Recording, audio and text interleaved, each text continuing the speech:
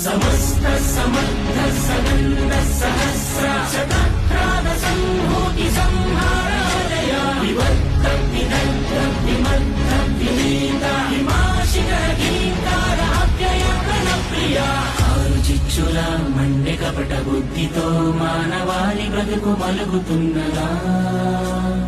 ఏకపాదమై ఉన్న ధర్మమేలా ఇసుక సేతువై కూలుతున్నదా